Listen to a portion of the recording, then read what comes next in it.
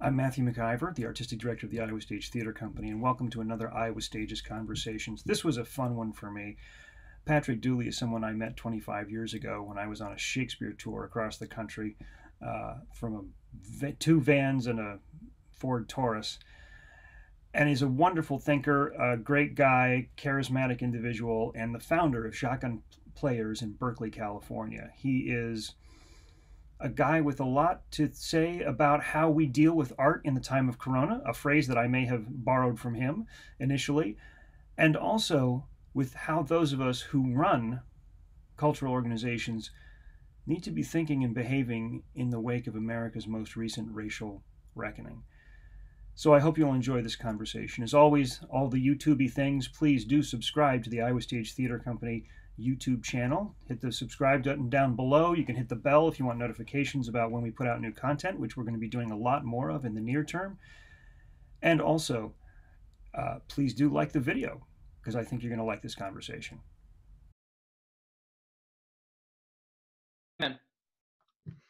All right, everyone. Thanks so much. I'm here with Patrick Dooley, the artistic director, founding artistic director. Is that a formal title? Mm-hmm. Founding artistic director of Shotgun Players, based out in Berkeley, California. Patrick and I have known each other for, I think we did the math, and it's 25 years at this point. We have roots in a common Shakespeare company, back in the day known as Shenandoah Shakespeare Express, when I was there. Mm-hmm. You too, right? That's correct. Yeah, we were Shenandoah Shakespeare Express when I was there too. Yeah. Yeah. They are now much more formally titled the American Shakespeare Center, based out of Stanton, Virginia. Back in the good old days, it was Harrisonburg with the what was that place that had the butterscotch milkshakes that you could go, the ice cream joint? What was that place? Oh yes. Not the Little Grill, but no, I'm talking about that's Harrisonburg. Yes, it'll come to me later. Okay. So Patrick is an actor, a director, an artistic director, and a theater builder. How long has Shotgun been going on now? Well, we got started in 1992. Interesting enough, just since you bring up the SSE, yeah. It's funny. I was a founding member of that back in the 80s. Did it for a few years. Took some time off. Did some theater work at Theater Memphis in Memphis, Tennessee. Spent some time in New York, and then I got a call from Jim Warren, who was the artistic director at the time, saying, "Hey, we're doing a season. We're doing Romeo and Juliet." He had directed me in that show years before there even was an SSE when he was in college. Ralph Cohen's daughter, Kate, was actually Juliet in that production. Oh my gosh. Just context for the folks at home. Ralph Cohen was a professor at James Madison University, one of the founders of the Shenandoah Shakespeare Express, along with Jim Warren. Pat was also a founding member of that organization in the first tour in 1988. That's correct. Is that right? So yeah. Ralph Julius Caesar. Julius Caesar, and we were going to do Caesar this year before the whole thing hit. Yeah.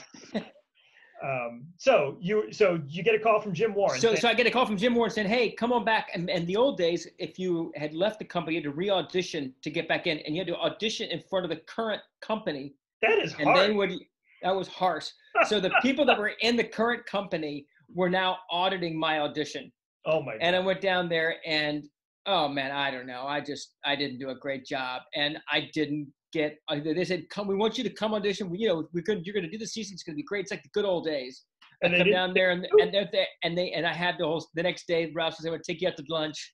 Sorry, we actually don't have a spot for you." And so heartbroken. I mean, heartbroken. I pack my car up. I leave Harrisonburg, Virginia, drive to Pungo, Virginia, which is where I grew up.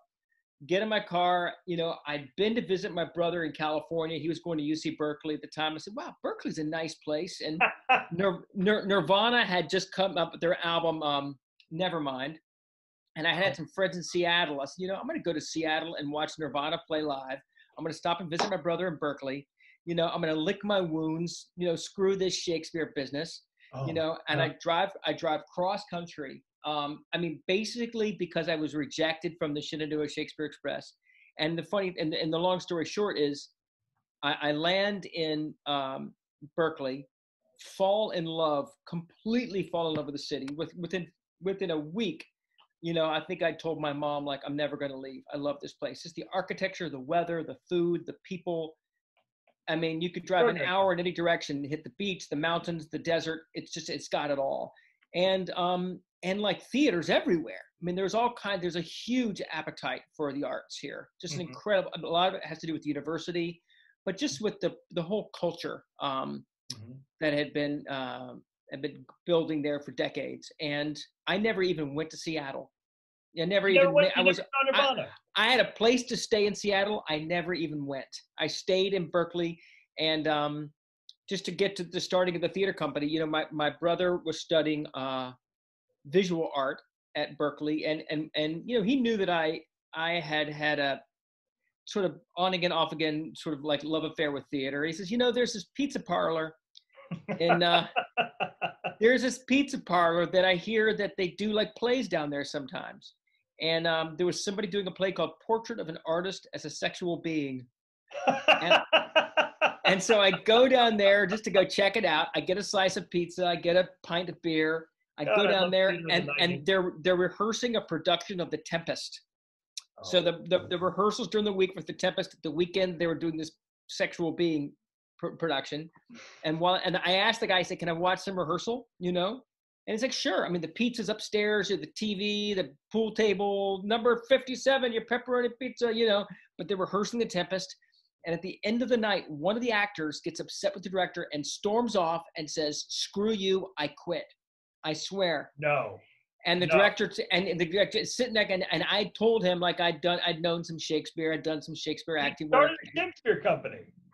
Yeah, exactly. And he knew. He goes, all right. Because they turn, they're figuring, what are we going to do? We open in 8 days. What are we going to do? What are we going to do? And he turns to me, sitting in the back of the room, and they're like, "Would you be in our play?" No way. Yeah. So I ended up, I played Ariel in The Tempest. 8 days later, they said they would give me free beer and pizza every night to be in the show. That was my pay, free beer and pizza. And so I was in rehearsals, and what I said was, you know what? If I could get some people together to do a reading of a play, would you let me host some readings down here on nights when you weren't performing or rehearsing? Now, was this like a theater company that was doing it? Or like... I mean, kind of. It was just some people getting together. Yeah, it was a group called Subterranean Shakespeare. And the theater was called the Laval's Subterranean. The restaurant was called the Laval's. And then the Laval Subterranean was the space below. And the building had been bought by the CCR, Clarence Kerwin Revival, the Fogartys. It was their restaurant. What? Yes. And back in the day, time it was owned by the Fogartys? Yes. Back in the day, the floor down there was like sawdust, and they would just play music down there. Oh my God. It was just like back in the 70s. So even like 20 years before me. And I did a reading down there, and I remember the guy said, "Would you have a theater company?" And I was like, "Yeah." And on my way there to meet with him to talk about this reading that I wanted to do, I came up with the name, because I wanted to do plays that, like, from Virginia, from the South, like everybody kind of speaks with a vernacular. Nobody ever says it's hot. It's always hotter than the hinges of hell, or like, that truck couldn't pull a grease string out of a chicken's ass. Like, that's how everybody talks. And I'd heard this story about breaking it down like a shotgun that I will not say on this Zoom because it's just not correct. It's just not it's not appropriate. Having heard the story, I can confirm that. Yes, confirm. But what I will say is what really struck me about the story was it was a story.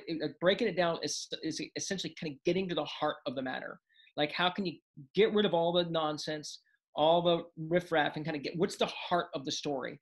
And I was really just hungry for plays that just touched that reached in and got me, And so I was saying, I want to be breaking it down. I want to do plays that break it down. I want to do plays that break it down like a shotgun. And I was like, wait a minute, breaking it down with the shotgun players. And I just thought, that's it, man. Shotgun. And that's it. And I, being from the South and being in Berkeley, like in Berkeley, they sort of embrace anything that's different, any kind of cultural thing. They're like, tell us about the grits, tell us about the collard greens, We want to learn about your, we want to learn from your people. Explain hush puppies, and you're like, so, nobody could explain hush puppies. People in the South don't understand hush puppies. You just dip it in butter and eat it. There's no theory behind hush puppies. Corn, you take cornbread scraps, throw it in oil. Anyway. You fry it. We're from the South. Just fry it. I mean, just fry it. That's how you do it. Just fry it. It's That's good. Right. Fry it. That's right. In any event, that's what we did. We did a play, and we had a few folks come to. What was the first play? Was a play called Edmond by David Mamet. Yeah. And I had spent a summer a couple years before that with the Atlantic Theater Company in Vermont. This is back when Mamet and Bill Macy and Felicity Huffman were the teachers. Scott Ziegler. They were and it was an actor's boot camp. It was like 6 weeks long. And I remember, like, if you were 1 minute late for class, you were not allowed in. And there were 20 of us that started, and there were like 7. I'm not kidding you, 7 or 8 at the end. It was about 5 or 6 weeks. And if you didn't know your lines, if you had to call line, you had to sit down. Like, you have to know your lines, like you know your social security number, like you know your birthday. If you don't say you know your lines, unless like nothing can have you not know them, It was a real rigorous, lots of like physical, like, this is like before I even knew what Pilates would be, or a lot of like, a lot of physical work, a lot of voice training, and then scene work. And then you're rehearsing all night. I mean, it was 6 days a week. And on the 7th day, we'd go hang out at Mamet's cabin, go swimming in these lakes, play softball. It was like work hard, play hard. But what I got from that experience was that you can make this work if you're just willing to do the work. Yeah. And that and the notion of like whether you're born with or not, what you're born with is what you is whatever your body is that you have, but like it's for them it's like will, common sense, and bravery. And I felt like, okay, I've got those. I don't know what I have as far as talent is concerned, but I know that I'll work hard. The one thing about one of Mamet's sayings that I have always loved is, you can't change the amount of talent you have, so it's functionally irrelevant. Mm-hmm. Like whatever you've got, that's what you've got. Now go to work. Yeah, exactly. Yeah. And I remember hearing that, and there was something really liberating about that. Yeah. I felt like, okay, wow, okay, good. And that's what, and I took that ethic with me in those early days of starting the theater. I just felt like I'm going to be the guy putting up posters. I'm going to be putting up posters every night. I'm going to carry, I'm going to be telling everybody I know. I work the box office every night. I clean. What I did in exchange to use the space was I told the guy I would manage it and keep it clean and promote the other shows that were happening there when I wasn't there. And that way I didn't have to pay rent. That was my sweat equity, because I didn't even have a credit card when I came out here, And so the owner was like, sure. And slowly, like year after year, we were able to do going from 2 shows to 3 shows to 4 shows to 5 shows to 6 shows till we were going, we were doing 50 weeks of programming a year and getting 110 people a night into a place that you shouldn't have gotten more than 50. I think we got about 100 and some people in there when y'all came through. We had people sitting on the stage, I remember, all around the cast. I can't remember what the show was.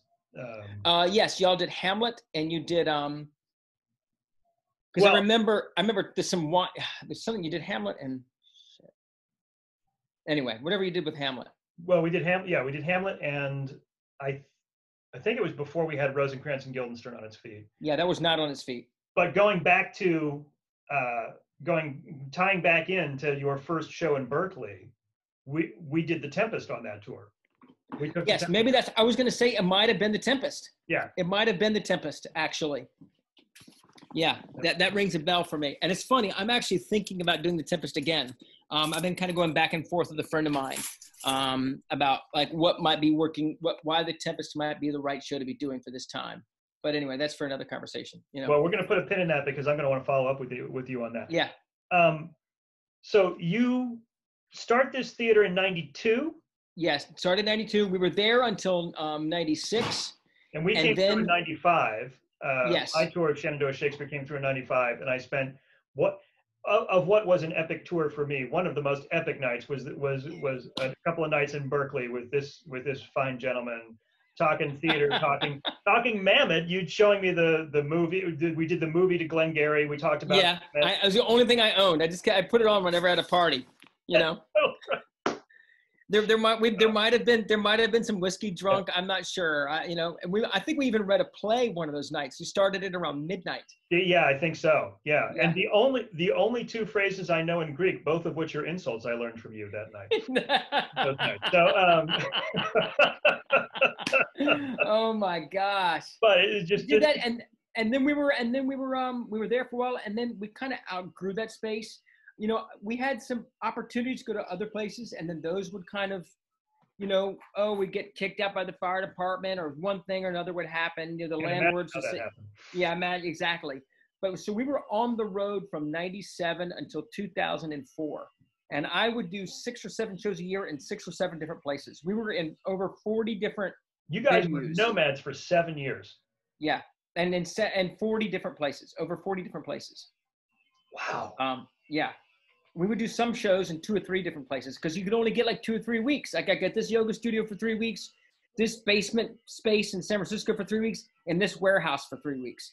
And I had a big Granny Goose delivery truck, those box trucks, you know what I mean? Yeah. With the roll-up door in the back, and painted it all white with the Shotgun Players logo. The dumbest thing I ever did was put my phone number on the side there because wherever I parked, the neighbors would be annoyed and call me and say, "Come move that big ugly thing out of the way," And we would load up every night. We'd build the set, the risers, the chairs, do the show, and then strike it every single night, and then do it again the next day. That was like our warm up. It's insane. Wow. I could never do that again now. But that was my 20s. But it goes back to your phrase about putting in the work.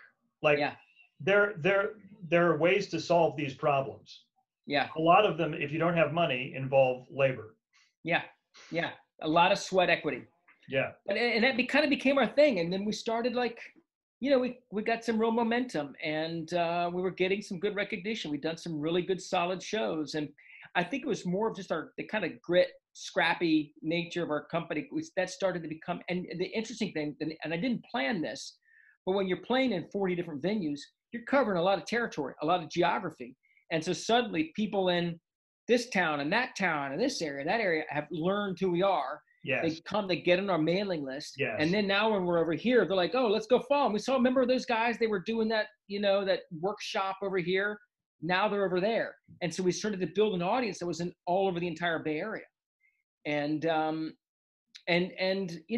at the time I always had another job. I wasn't able to really to make a living. I didn't start really drawing a salary on this until 2001, 2002 is when I think I actually drew a monthly salary. So it took almost 10 years, because what I did in the early days was paying, I hired other like administrative folks to take care of all the books and those things that were just like the parts that were going to kill me if I had to do them as well, Right. And so like, I know I can't do this. I know it's important that this work gets done and that it gets done right. And so I had a managing director and a development director that were on a salary before I drew a salary myself. And that really happened just before we got into the space where we are now, which is the Ashby Stage. Mm-hmm. It's in South Berkeley. It's a 120-seat venue. Stone's throw from the BART. It's stone's throw from the BART. It's right there. It's right off the freeway. I mean, location. It's got it all. And there's some renovations happening to it right now. We're expanding the office space. We're making some improvements in the lobby, into the concessions area, just trying to make it a nicer space. And that was a real game changer for us when we finally had an address, and mm-hmm. when we had parking, and when people knew where they could find us. Then foundation support really started to pour in. Then some of the larger like stakeholder donor support started to come in, because now you're more of an institution. The name, I think, Shotgun Players scared people for a while, but now that they see, okay, these folks are, and now all this extra energy that we're putting into setting up a set and chairs and risers could be like reinvested into making the play better, or maybe having some other to auditions or doing other kinds of, suddenly all that energy that we weren't needing to expend doing those basically manual labor, got to go into some of the deeper, the infrastructural work that we've been wanting to do. So when did you move into the Ashby? That was 2004. 2004. Yeah. So we're there just over 15 years now. That's fantastic. Yeah. So in that time, so you were, what were you doing to keep body and soul together before you were drawing a salary from the company? Yeah, I mean, I worked at I managed a cafe, a coffee shop next to the Laval Subterranean, and so like the trick there was, I mean, some of my earliest customers there are board members, are current board members now, because they knew, like, you know what, if I want to go get my coffee, but I'm going to have to look at that Dooley guy, and I haven't seen his play yet, so I gotta go see the play, so I won't feel guilty to go in there, because I would put, like, rather than a napkin under your coffee cup, I put a flyer for the next play. So I did that for a while. I taught some drama classes for, after school classes. And then I was a facility manager at another theater, like a larger, like a 400 seat space, fixing toilets, patching the roof, booking, helping the rentals that were coming in, repairing lighting instruments, hanging, focusing, doing lighting and sound stuff. Just a lot of the, a lot of this, the day-to-day maintenance of a building, I was taking care of. And they let me have a phone. They let me have a little, like, office space in the basement. I love basement spaces. I guess I'm seeing a trend here. Then we have a little office space there that was about 10 by 10. And that became our first official office. And that's where my managing director and development director, the company, they would sit, and they were back to back. The desks were facing, they would face the opposite side of the wall. So neither one of them could get out at the same time. They had to, like, okay, if you're going to get out, then I have to get but that's, and I couldn't, if I went in there, I would have to sit on the floor. We're having a meeting because there was not enough room. There's no place for you. There's no place for me. But that was but I was able to get set up our first office there. And, it's interesting, like, when this place, and then, so, if you're in the Bay Area, this, like, this person who was working as a development director is Kimberly. Now, Kimberly and I ended up getting married, and Kimberly and I now have been married since 2000. We got married in 2003, and so that looks like a good hire for both of you. Yeah, it was good for both of us. Now we don't work together anymore, but now she's the executive director of the building where I was the facility manager. Where she had the 10 by 10 office in the basement. Yeah, well, now she's up. Now she's on the penthouse. Now she's on the top floor, and now she's running that place. And she had been working there as a teaching artist. And I met her there because I would go in there, like, she would be teaching a class, and I would set up the chairs, and I'm like, oh, who's this? Who are you? Who are you? And anyway, she picked up some extra work because everybody's picking up some extra work, like answering the phones and, like, hey, can you write some grant applications?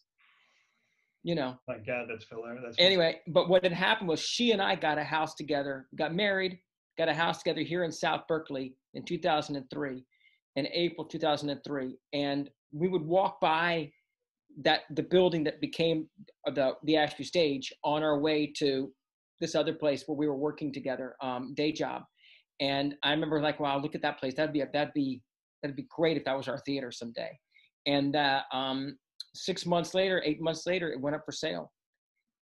And what I did was I went to all of my relatives and said, have been doing this for 10 plus years. I just got married. Can I get y'all to set up a trust and have the family members buy this building and then sell it to the theater at 5% interest? Because we couldn't come up with the money for a loan. No one was going to loan the theater company $1 million to buy a building in Berkeley. You know what I mean? But property here is an incredibly good investment. The Bay Area property is just insane. If you go on Zoom or Zillow for a minute, don't go on Zoom, go on Zillow and see what it's incredibly expensive here, and it always keeps going up.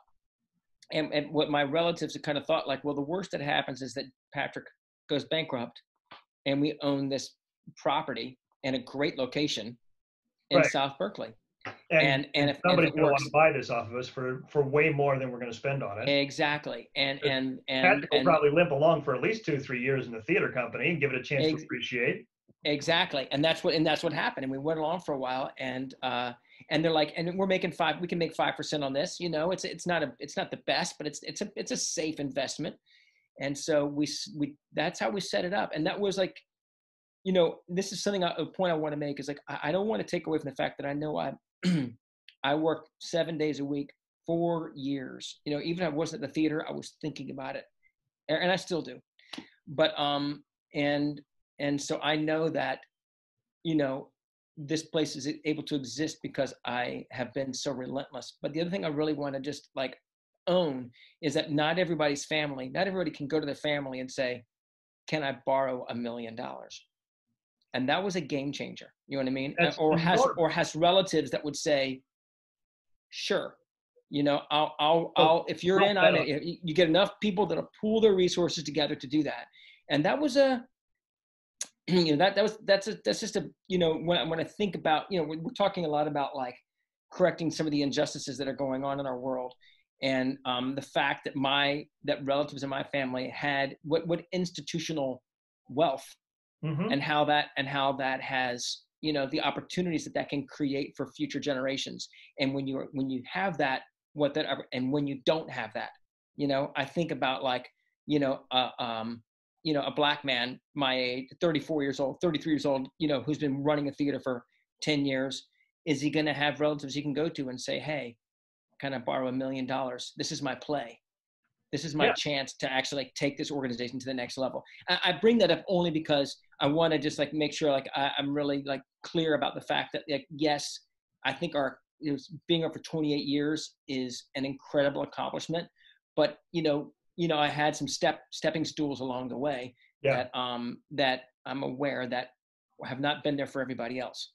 Yeah, there's a tremendous privilege in having access to those kinds of resources and having family that has accumulated those kinds of resources generationally to be able to then pour that into what was, and you framed it that way for them, but I'm sure that was a game changer for Shotgun.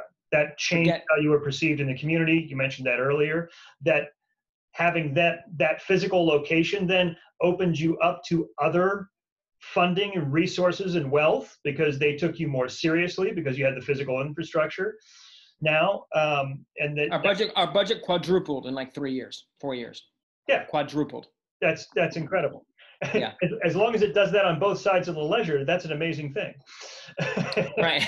Yes, indeed. I've been in institutions where it went up on the expense side, but it didn't go up so high. And that's the thing. As your budget continues to grow, like all that means also is you have to just keep finding a way to keep feeding it. It's that hungry every year. You don't have to raise up. You raise that money. You have to go after year after year after year after year.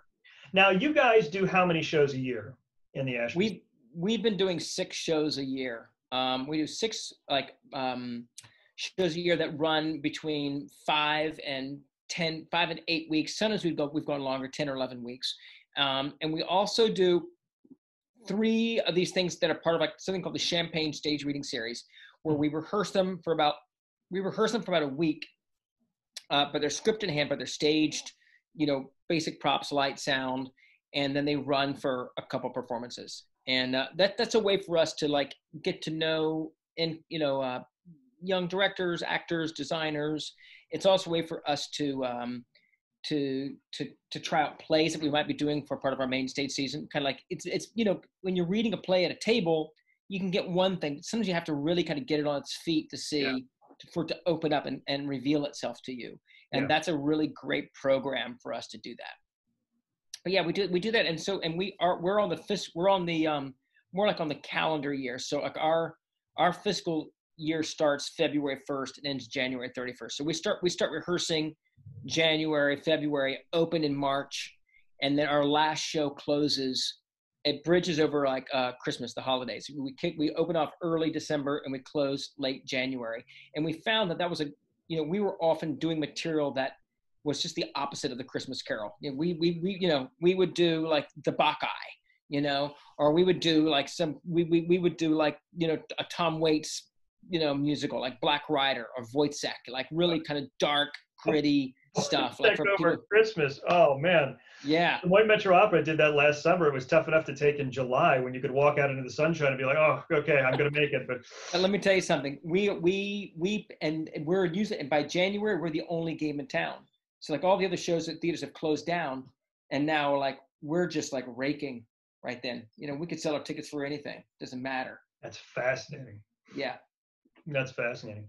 Yeah. Over the years, you've directed. Do you act much anymore? The last show I was in was a show when Kimberly was pregnant with our first daughter, Penelope. It was a play called The Death of Meyerhold. This is a play we also did over Christmas about an obscure Russian theater, well, obscure today, but was at the time very famous, Vyacheslav Meyerhold. It's contemporary of Stanislavski. And that ran December and January. And I was in that show. And you haven't been in a play since. It's such a huge commitment. There's the rehearsal process and then the run. And I've got 3 kids. You've got two. How many children do you have? You got 2 children. So that's its own full-time job. And making the shift, being a guy who he's either working or at doing something with the theater all day, every single day, since I was 24. And now suddenly, like, there's a baby. I'm like, okay, now. And I've had to spend the next few years really readjusting my life and realizing, and trying and making different priorities. And that was a struggle for me. It did not come naturally to me. It was definitely, I would find myself really torn in the evenings between, the time I really wanted to do spending time with my family, like a baby, we're putting a kid to bed, we're doing bath time, story time. And at the same time, there's tech happening. They're in the final stages of a show going up. And that's when I'm there. That's when you're in the cauldron, you're in the forge, okay, trying to get this show ready and making hard last minute changes and decisions and getting this thing ready to go. And I wasn't able to be there for a lot of that or not. And that was really tore at me. But then if I was there doing that, I was thinking about what I was missing and what I wasn't experiencing at home. And that was killing me. And so for several years, I felt like I wasn't able to do anything well. I felt like pretty much a failure at being, a father and a husband and an artistic director. I really felt like, man, I wasn't able to really be present in either place. And I remember, like, this is a story, I haven't shared this with you, but like my wife was driving a couple of our kids somewhere, and they were with their friends. They were toddlers, 2, 3, 4 years old, and they came to the intersection right across the street from the theater. And that's where my 3-year-old was talking to her friend. She goes, "That's where Daddy lives." Oh, jeez. And that story came back to me. I was like, huh. Oh. Because I'd go there at night, and then she'd see me in the morning. Right. And I'm like, she wasn't. It was for her. It was just like, that's where Daddy lives. That's where Daddy lives. Yeah. He comes by. He stops by every day. I'm like, okay, so I have to fix this, and it's taken me a long time. But I've learned how to. A lot of it was about. For a person, for so many years, I'd done everything. This is one of the traps of being a founder, is that you've done every single job. Every single job. Every single job. And so you know how to do every single job. And I like to say that I have done every job in the theater, most of them poorly. Yeah. Yeah, exactly. And what I had to learn how to do, and what I have to learn how to continue to do, is to delegate responsibility and be okay with somebody else doing the job and doing it poorly, just as I did it poorly. Right. Because they have to figure it out themselves. How do they have a chance of actually getting to feel like a sense of ownership in the organization as well? So it's not just Patrick's theater. It can't be Patrick's theater. It doesn't work, And I've gotten much more distance from that now. Like, I started this theater, I am its founder, but it's not my theater company. I don't own it. That's a really important thing to sort of touch base on. In that this theater, I don't think anyone would deny, exists because of your drive and your hustle over decades in making sure that it kept going. But if it's going to survive, and I have the the goal, the aspiration, the dream of starting something that's going to outlive me. Mm-hmm. Right? Like I'd like to have something that my grandkids drive by and was like, granddad helped build that. That's it. So, and that's, in order for that to happen though, it can't be, like you say, Patrick's Theater. No. So how have you, over the years, what has the process been like for you of finding those? I mean, we are leanly resourced organizations, right? We are leanly staffed organizations. If you want to find an organization that goes the farthest with the least money, take a look at a performing arts group, take a look at a theater company. Amen. We are not going to have any fat on the payroll. Everybody who's there is pulling their weight and then some.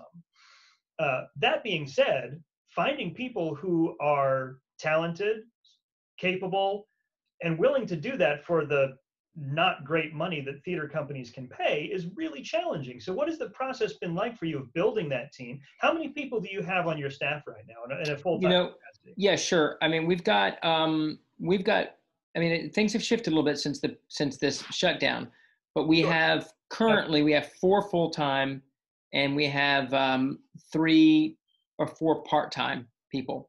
And, we hire, 100 artists, other contractors with various other kind of contracts, over the course of the year.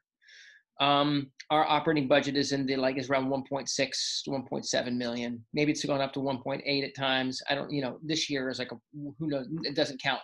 Yeah, exactly. There's a parenthesis around this year. Everything. But the question that you're asking is one that I've been thinking about for a while, the last couple of years, but putting a lot more intention on since I got back from my sabbatical, because it became very clear in my sabbatical that I don't want to live the same life that I'm living. And I'm 52. A lot of people that are coming into the organization, the newer staff members, are much younger, and I can really feel wow, and they've got their own ambition and drive and desire to have voice. And I know in order for me to allow that to happen, for that next generation of the Patrick Dooleys with all their ideas and all their whatever moxie, I need to make space, and need to give them voice, and need to give them leadership, and need to give them power, and need to not just give them a seat at the table, but a voice at the table. And then I need to listen to that voice. And I need to, what I'm really seeing as my job for the next years that I'm here, however long that's going to be, is the one thing that I'm uniquely positioned to do is to get resources. I can sit down with folks and to help fundraise. I have that. I know how to talk about the history of the organization, the mission of the organization. I know how to talk about why we need the resources that we do. And in the meantime, my job is to be stepping further back and allow others to speak for the organization and to lead the organization. And we're having and those conversations have been are happening faster now because of what's going on in the Black Lives Matter movement. Our core staff is all white, and we're just aware that that's just not in the Bay Area. That's not okay. And we're not alone. Most organizations, if you look at one of the things that the pandemic really revealed is that most leaderships and most arts organizations are white. The artists that are hired are often people of color in the BIPOC community, but the leadership, the staff themselves, the administration is white. And so the first people to go were the artists, and who's left getting paid are often the white people. And that revelation, and you might have seen the document Theater So White or White American Theater, We See You, and we have a lot of people who work with us, artists, people who are on our more part-time staff who are people of color, and they're it's time for there to be a change. And so what that change is looking like, we have some people that have been with the organization for a while, and a lot of this stuff is becoming more and more public. It might as well kind of talk about it here as anywhere else. Is I'm going to be shifting my position in the next year, 2 years, to not just being there will be a co-artistic director, or maybe an artistic director, and I'll be a founding artistic director, or something. There might be 2, maybe 3 people who end up kind of taking leadership positions, and they will look nothing like me. Mm-hmm. And how will we make this work? I mean, some of it will go with fundraising, but frankly, I'm also probably going to be paying myself less. Mm-hmm. And that's a tricky thing to say with your own kids going to college. But of course, everybody's trying to put their kids through college, and everybody's trying to do what they're trying to do. Like, that's not just my own unique story. You know, I'm not alone in trying to do that. But, you know, a trade-off for me personally will mean that some of these other people will be there at night doing the tech rehearsals and the runs and stuff. So I can be having some, you know, a last year of dinners with my kid before she goes off to college, you know. Right. They'll be doing all of the many events that we do at the theater. I'll still be there, you know,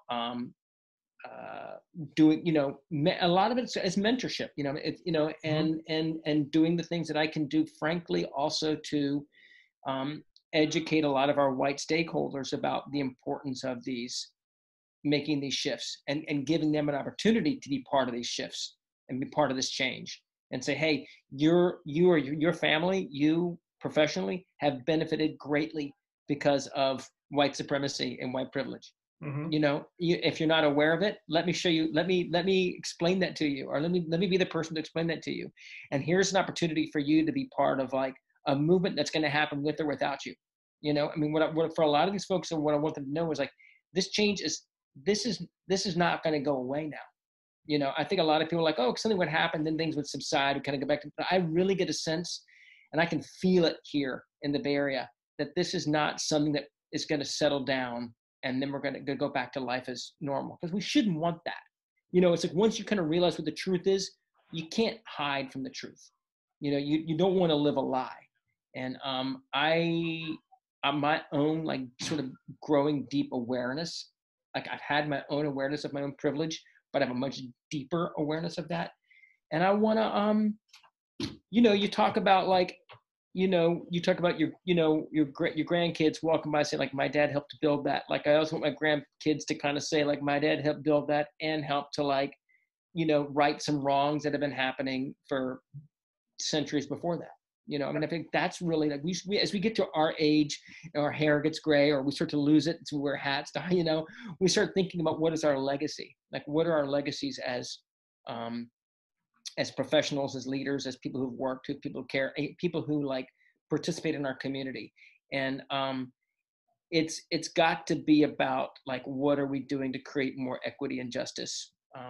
I think, I believe that in some way. You know, yes, we want to take care of our kids. You know, we want to take care of the planet, but I think that there are some other systemic issues that we now know about, and shame on us if we don't do what we can to change them. And so that's like, you know, I'm gonna be stepping over, not stepping down necessarily, because I've also been, one thing I want to be careful of is, I feel like there's some organizations that have, in some ways, have kind of abandoned, they've kind of stepped aside and let the person of color take over, and all the funding leaves and all the other support leaves. Like, my job really is going to be to support and to do what I can to support the careers of the next generation of young, you know, people of color, frankly, that and then the final thing, not the final thing, the other thing I want to say on this is, and not only is it the right thing to do,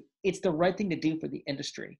Because we talk about like our concern about like what, you know, what's going to make the theater sustainable going into the 21st century. It's not going to be sustainable if it's only playing to a part of the population that is shrinking over time. Yeah. You know, white people are going to be taking up a smaller and smaller and smaller part of our population in the coming decades. If we're smart, what we do is we make our organizations relevant to what looks like the rest of the country, and that are the Latinx, you know, Black, you know, the BIPOC, you know, the Black, Indigenous, people of color communities, and so that's the thing to do. That's going to make our organizations more sustainable in the future.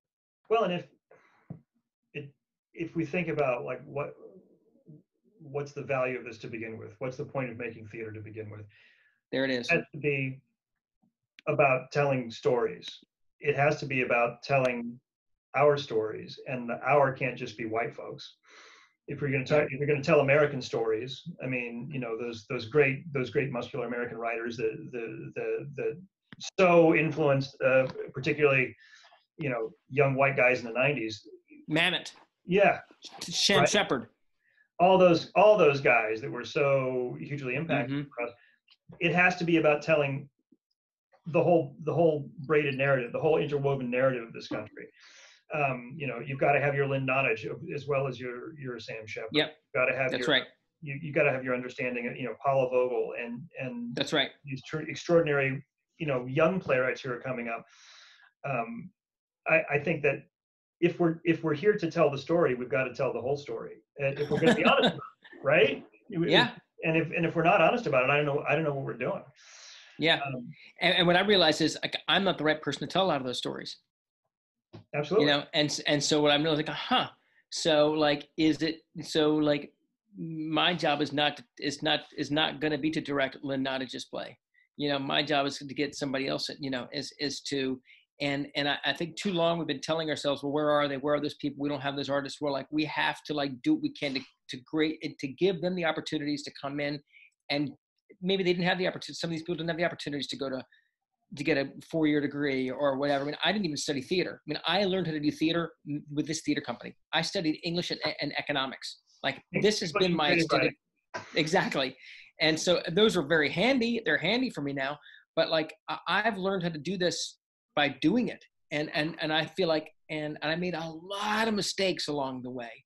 And so I feel like our job is going to be to create opportunities for other people to also have, like, on the job training. If we're only bringing in people with the degrees at Yale, you know, that's a very narrow window. Yeah. And you're talking about all kinds of other privilege going on there. So, like, you know, I really feel like we need to be doing everything we can to create opportunities, and you know, knowing that maybe we might be working with people who have some less experience, but they're going to be bringing, you know, an integrity and a, you know, if you're bringing in people that are, like, excited to be there, you know, I really, it's, if you build it, they will come. If people have an opportunity to do something, they will learn and they will get better. And that will be, and that we get to be part of that. We get to be part of helping to facilitate that change in our communities. That's the thing that we get to do. And to create those opportunities, you know, yes. for folks who've had less access to opportunities. Because they were created for us, just like, without even us having to ask. Yeah. Without me even having to ask, it was there. Right. I just walked through it, you know? Absolutely. It's time to open those doors. I agree with you. Yeah. Now, all of this is happening in an extraordinary period for Shotgun, you know, an extraordinary period for all of us in the world. I want to get to some specifics of how How you guys have handled in a lot of your communications, talk about art in the time of Corona, which I've been thinking about that phrase for months, ever since you first sent me an email with that in it. Yeah. Or your marketing person probably did. Sure. But yeah, I'm interested in, obviously, the racial reckoning that we're dealing with in this country has a unique resonance happening as it does in a time of pandemic and a time when everything else is kind of shut down. You know, that call got really clear for a lot of people in a way that I can safely say I don't think it has otherwise in my lifetime. Had the circumstances of the pandemic and how Shotgun is dealing with the pandemic created more space for you to be able to think in these huge tectonic shifts? That's it. I mean, you know, I remember, like, and I think I've told you this already, that, you know, I'm a cancer survivor, and I remember knowing I found out I had cancer a few years ago, and I'm an optimist also, you know, and so I remember telling my wife, I said, okay, one of these days I'm going to look back and say, like, wow, one is I'm going to, like, oh, that's why I had cancer, so I could have this other opportunity, you know, this other great thing that I wasn't going to be able to do. Like, cancer. That's why you didn't get hired by Shenandoah Shakespeare, so you could drive across the country and find a basement to a pizza parlor and start a theater that's almost 30 years old. I say that all the time. The best thing that ever happened to me was not getting hired at the SSE, rehired at the SSE. And I've said that before. I remember Ralph Cohen even said that to me, because that was the best thing ever happened to you, you know? And I used to say, and the best thing that ever happened to me was that year I got cancer, you know? And I've had an opportunity to say that and have a reason for why. And I remember when this pandemic came up, I'm like, I don't know what the hell it's going to be, but one day we're going to look back and say the best thing that ever happened to us was this pandemic and this shutdown. And I would say, you know, and I'm not alone in saying this, but the just screeching to a halt of everything, and suddenly the space and time and air that was suddenly like available to us has given us the time, is given us, because we're not at the theater 24 hours a day trying to get the next show up and trying to raise the next bit of money and trying to do this, we're able to actually look at our organizations, look at the architecture of our organizations, have the deep conversations that we need to have to like redesign, restructure them, take them apart, reimagine what they could be. What does it mean to be an anti-racist theater? Like, what does that mean? And like having deep conversations, not just with your staff, with your companies, with your board, with your community. I mean, this is and I really believe part of the reasons why the Black Lives Matter movement has had the momentum is because people had time. Yeah. And suddenly white people were going, what's going on again? What happened here again? Let me watch that horrific video, or even 5 seconds of that horrific video, and having that plant in their minds and giving them the space to have to sit there in their living room that day and think about that. And what does that mean? And where do they stand with this issue? And then to people who now think that police violence and racism are significant problems is like 90% nationwide now. It's unbelievable. It was half that 5 years ago. I know. And I really believe that people having the space to talk to each other, to read about it, to think about it, to join the movement, to realize, whoa, I'm not in the movement. I better be, because my neighbors are. I mean, I think that there's a lot of like white people wanting to get on board so they don't be noticed as some people who are not. It's one of the things that you don't, I mean, and listen, whatever it takes, you know, whatever it takes, if it, you know, the carrot or the stick, you know, whatever it is, whatever that thing is where you're like, whoa, you know what? Everybody else is gone. You know, I don't want to be left here sitting next to these people who, I don't want to be associated with those people who think that it's a hoax. You know, that we shouldn't be doing that. The good old days, that we want to go back to the good old days. Like, actually, I'm not interested in being part of that community. I want to be part of the community that's like trying to fix that. And I want, maybe I'll join a book club. Maybe I'm going to finally read that White Fragility book that was sitting on my shelf. Right. Or like, that, and start to learn about those things. And so, yes, this pandemic has provided us that space, and that's the blessing. That's one of the blessings that I think that this whole thing has provided for us. So take us back. Go ahead. No, that's it. I was just going to say, so take us back to March of this year. Yeah. Mid-March of this year. What was happening in the Shotgun calendar? Were you guys in rehearsal? Were you in production? What was going on around March 13, 14, 15? We were about to open our season. I was directing a play called Henry V. It was the first time we'd ever... But at Young Upstart Shakespeare. Yes, exactly. By Shakespeare. And it would have been the first time we'd ever done a show twice. And I had been looking for a show, and I had been thinking about 2020 since 2017. Like, what are we going to do for that first show in 2020? And I wanted that speech of like, once more unto the breach. Like, we can do this. We feel we're going to like rally together, and we're going to unify our country, and we're going to fix some shit. We're going to make things right.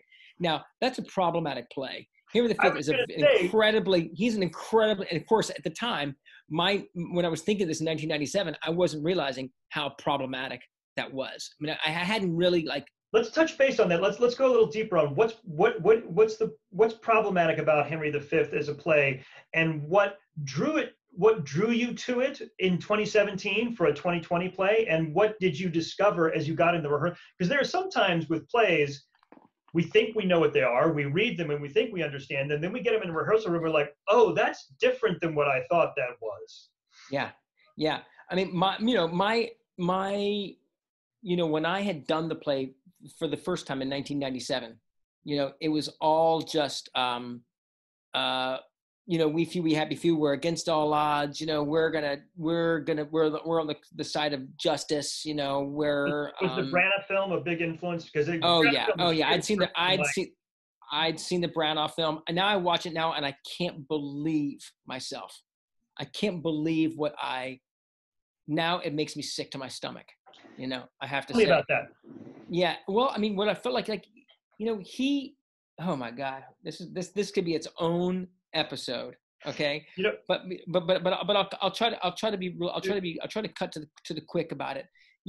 I mean, Henry V gets this crown. He gets a crown that his father had stolen. Number one. So he gets a crown that his father had stolen from someone else through a coup d'etat. They come through. They knocked out Richard. Henry IV takes over. They're embroiled in a civil war, which creates all of this chaos within his own country.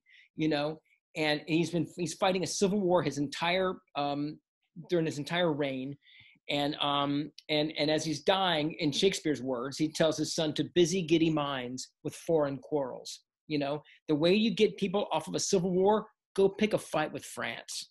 That's the way to rally the troops. And so Henry goes, and the Canterbury, of course, who goes to Henry to say he's going to fund the war, was his dad's cousin. And the church and Henry V was trying to fund his country by levying a tax on the church that had become incredibly wealthy during Henry IV's reign. He needed some money to help run his government. And the church is like, oh, no. I'm not going to give you any money. That's too much money. But I will help to raise money to fund a war against France. And then you'll get all this extra land, all this glory. We'll get extra money. It's a win-win for everyone. So Henry V says, sure, let's go do this. And they create this whole thing. The Dauphin steps right into, he stumbles right in there. He insults him with the tennis balls, which, Henry was already planning on invading France, but he uses that to kind of like, they humiliated us. We must go and destroy them, essentially. And they go and they invade a country. They go and invade another country. They get shit. They're dying of dysentery and ditches, and they have to end up kind of rising up. They end up winning this like insane battle that no one ever thought they could win. They had some good strategy, but they picked a fight. They went there and started a war. No one was invading them. They wanted to like distract their own nation from infighting, and so picked a fight with another country. Just a few years later, after doing this, the French say, like, you can come over, you can knock our crown down, and you can marry our daughter, but you're not going to like completely subjugate us. They uprise again, pick another fight with the English. Henry comes back over there and dies of diarrhea, dysentery in a damn ditch, and his son ends up becoming, Henry VI becomes king as he's a couple years old. It's a total disaster, and made our that he lost, that he, the final lines of the chorus are that he lost France and made our England bleed. So he goes over there, he wins this one heroic battle, which everybody kind of uses for like this particular touchstone in time. But on either side of it is a shit show. It's a complete utter disaster. It's like toxic masculinity to the nth degree, and anyway, we were 6 days away from open. So, but we had done some interesting things with the piece. I was going to say, because we don't always, I love these conversations, but we don't always get into theater making. And for me as a director, it's always fascinating to talk to other directors. Like if you're an actor, you get to watch other actors act. If you're a designer, you can see other people's design. But when you watch a show, you don't know what was the director's, you get the vision that the director shaped, but you don't always get to watch the director work. So I'm always fascinated by how people's brains work. Yeah. As you were dealing with all of this, toxic masculinity, militarism, jingoism, invasion, how were you dealing with that in the production? And you were 6 days before opening? Yeah, we shut down. We shut down 6 days before our first preview. We were teching the show. Oh God. Yeah. So we did wanted to we showed to Henry that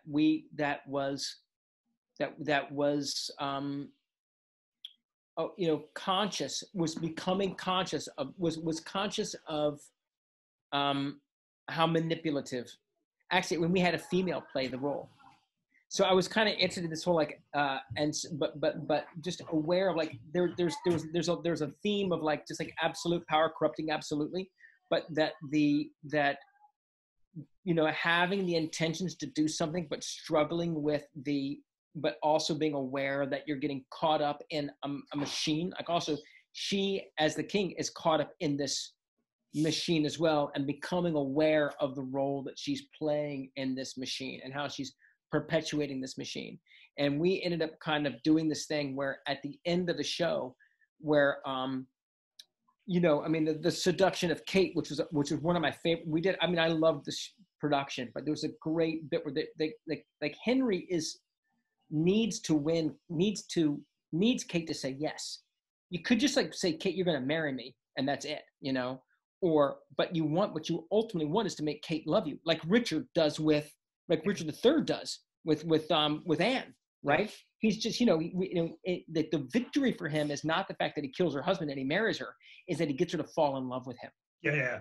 That's the victory. That's when you've won. And Henry was ever woman in this humor won? Won, yeah, never. And there's a lot of what I started to see. There's a lot of like the Anne and Richard in this Henry and Kate wooing scene, and it was the hunger to win and to that it's also as attractive, as intoxicating, is seductive, is kind of like gets you going, is that just conquering, but getting it in the way that that is best, and we have this thing happen, and then the chorus comes on, and I'd had all the company members break up and deliver the chorus, and we have this line where Henry is hearing the chorus being delivered, and then discovering in the process of the chorus that he dies 2 years later, and that they lose it. He hears it. And you see him like he hears it, and he goes, "What?" And then we do the play in reverse.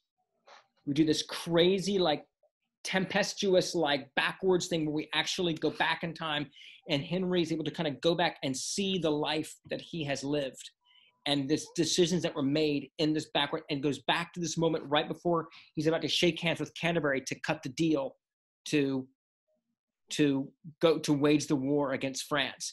And Canterbury's basically like saying like, I'm going to make you an offer you can't refuse. Essentially, what it's like, this is the deal. And we kind of staged that as part of a dumb show to give folks a history of like, what happened before Henry V? There was Richard II, Henry IV Part 1, Henry IV Part 2. We kind of did a little fun dumb show of that. And it ends with Canterbury and Henry shaking hands to cut this deal. And we go back, the whole play, it takes about a minute and a half, swirl, swirl, swirl. And then Canterbury comes out and puts his hand out there to shake Henry's hand. And Henry sees, and Henry's been as completely out of breath because we're doing this whole play backwards, like literally out of breath, but like breathing.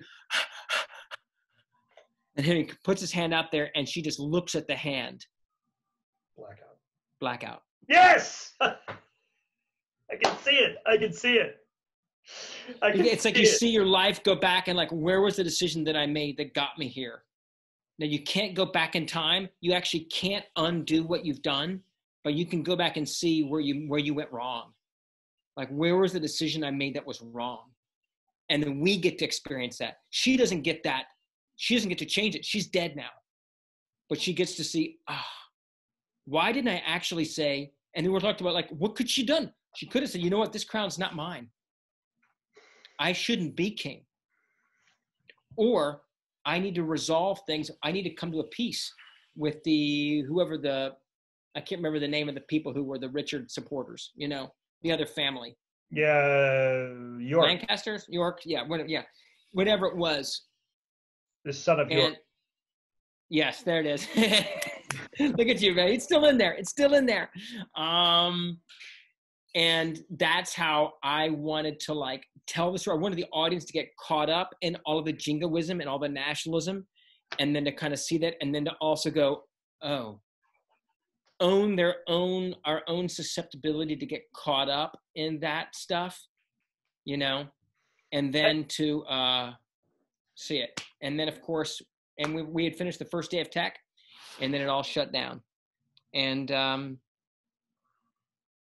yeah, and so it's funny, the Art in the Time of Corona thing came up.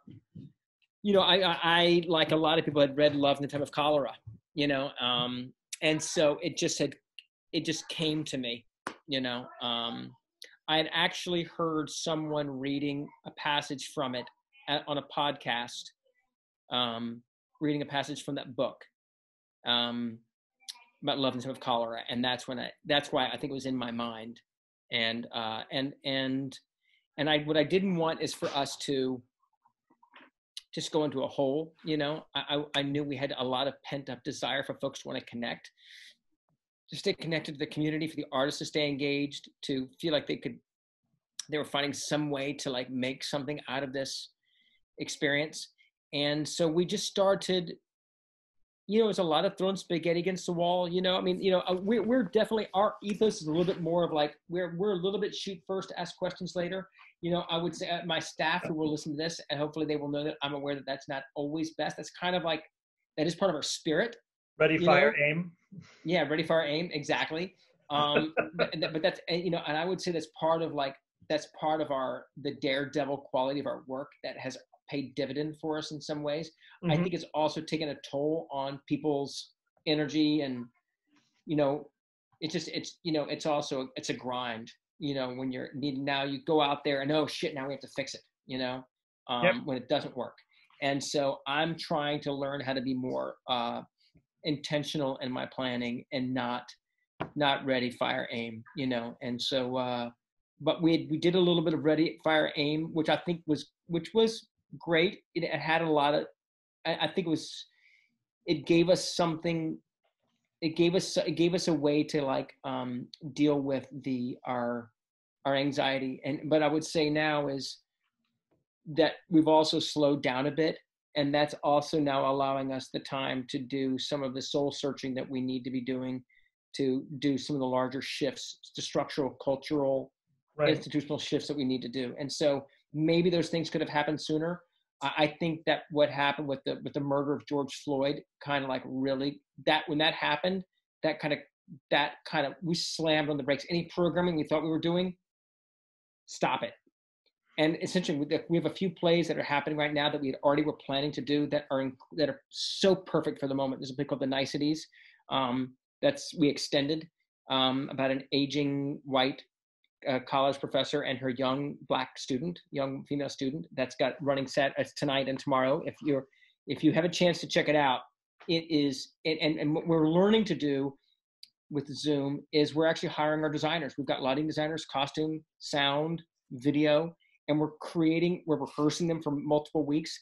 And the quality of the work is much better. And we had 110 people, you know, we're having over 100 people a night checking them out. And people are not ditching the shows. They're 2 hours long and they're not ditching. And so what I'm trying to figure out now is like, how do we take incorporating OBS and some of these other technology systems so we can continue to take our programming, keep increasing the artistry, the aesthetics of our programming.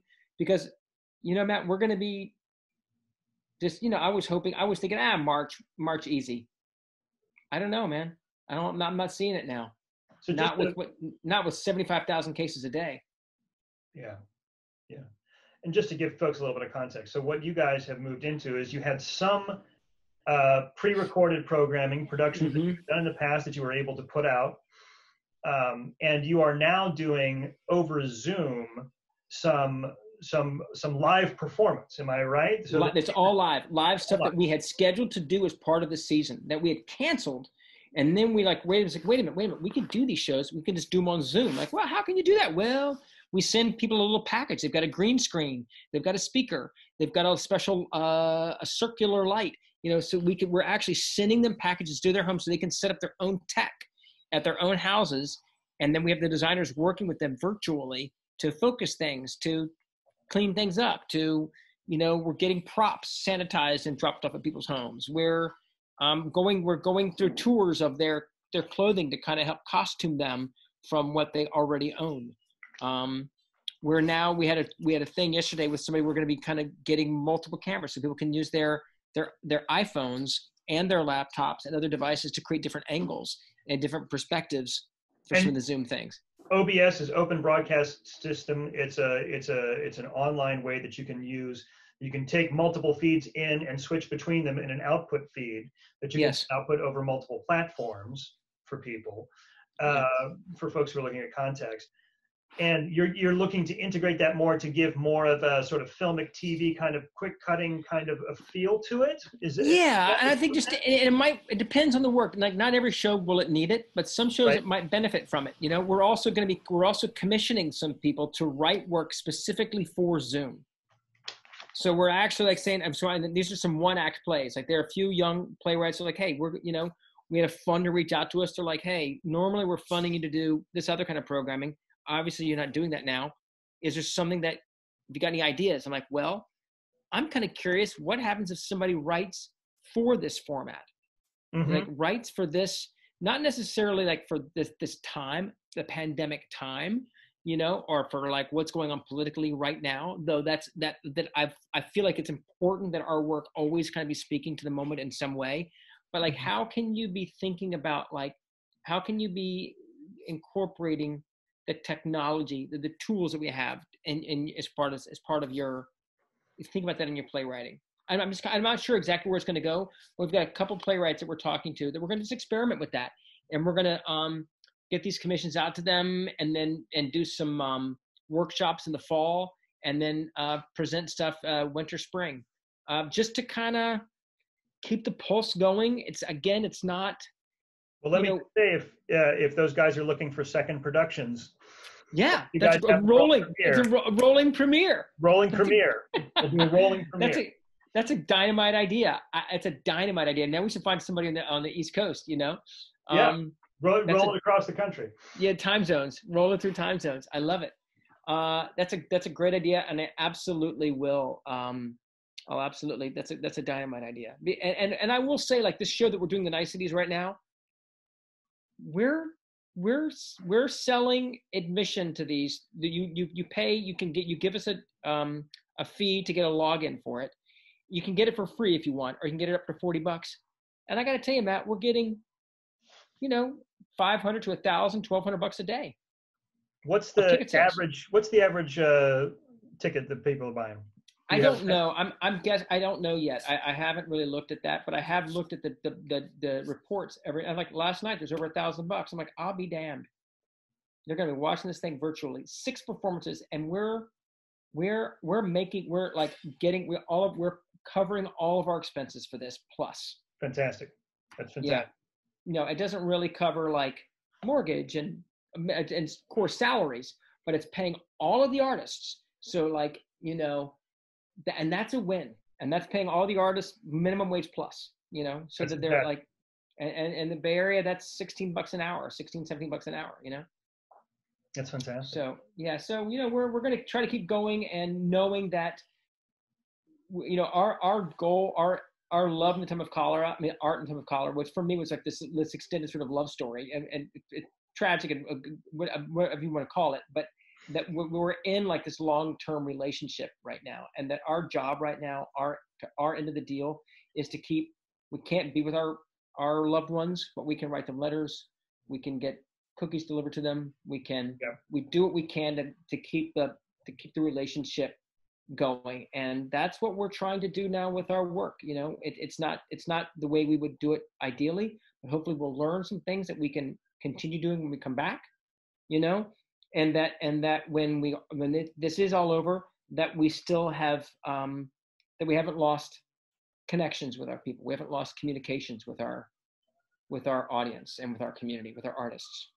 Yeah, Patrick, that's a beautiful place to sort of bring this home. I think I so appreciate you. I appreciate the energy that you put out in the world, and the thoughtfulness with which you're approaching an extraordinary time in our life as a country, in the life of Shotgun, and in your life. This is an inflection point, and I don't know if it's a scoop or not, but I kind of feel like this is going to be a historic interview that folks are going to go back and point to for Shotgun, because you've covered some extraordinary ground here. And, well, I really appreciate the opportunity. I feel like I've been thinking about the fact that I was going to be talking to you, and I felt like, and it was interesting. I felt like I was able to talk about some things that I maybe have not been able to talk about, like within my own community yet. And so, but I was ready. Like I need a beta test. I need to get some of these things out there because I'm thinking about them. So I appreciate what you've been doing over the years just to maintain a relationship, coming through and seeing me when you did. You never know when you meet somebody 25 years ago, like, you know, with how you're going to how that person's going to circle back into your life at this important inflection point. Yeah. So, it's wild. I'm grateful as well. I'm grateful as well. Well, you guys are certainly a model for us at Iowa Stage as we're trying to grow our theater company, you know, and heading into a fourth season that's going to be radically different than the first three were. Right on. That's the way it should be. Well, absolutely right. And they all should be. Mm-hmm. Well, thank you so much, my friend. I appreciate your time. Thanks, brother. All right, man. Take care. You too.